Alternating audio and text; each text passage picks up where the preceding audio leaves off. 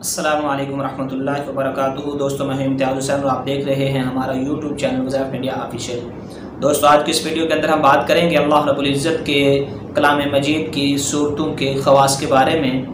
دوستو اس ویڈیو کے اندر سورۃ انفال کی خاصیات کا ذکر کیا جائے گا۔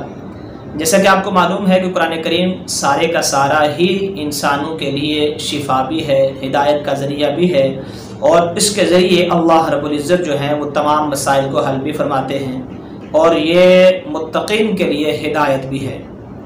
تو دوستو اس کے اندر بہت سارے کچھ آیات، کچھ صورتیں، کچھ ایسے رکوع ہیں کہ جن کی الگ الگ خاصیات ہیں۔ تو ان میں سے ایک سورۃ انفال بھی ہے کہ جس کو پڑھنے سے انسان کی بہت ساری پریشانیاں حل ہو جاتی ہیں۔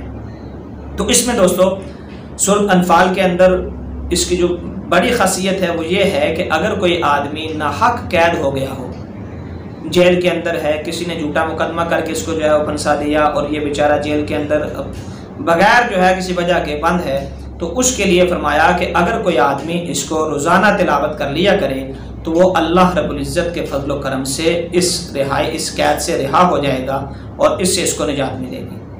پھر اس کے ساتھ دوستو اگر اس کو پڑھنے کا معمول بنا لے تو ہمیشہ وہ کامیاب رہے گا۔ جس آدمی نے بھی سورۃ انفال کے پڑھنے کا معمول بنا لیا، ہر کام کے اندر اللہ اس کو کامیابی نصیب فرمائیں گے، لوگوں کے دلوں کے اندر اس کی عزت اور اس کی ہیبت بٹھائیں گے، اس کا دبدبہ اور رعب لوگوں کے دلوں کے اندر ہوگا۔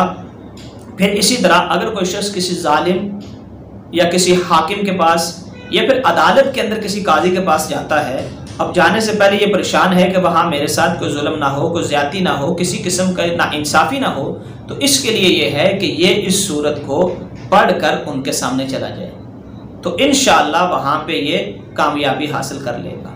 اور اگر اس کو لکھ کر اس کو موم جامہ کروا کے اپنے پاس جو ہے وہ چاہے بازو کے اوپر باندھ لے، چاہے گلے میں ڈال لے، تو انشاءاللہ کسی بھی ظالم جابر کے سامنے چلا جائے، اس کا رعب اس کے دل کے اوپر پڑ جائے گا اور وہ نرمی کے ساتھ ایک ساتھ معاملہ کرے گا۔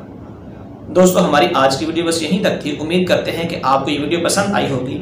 اگر یہ ویڈیو پسند آئی ہے تو اس کو لائک ضرور کیجئے اور دوستوں کے ساتھ شیئر بھی کیجئے، اور اس کے ساتھ ساتھ اگر جن بھائیوں نے ہمارا چینل سبسکرائب نہیں کیا تو ان سے گزارش ہے کہ چینل کو سبسکرائب کر لیں۔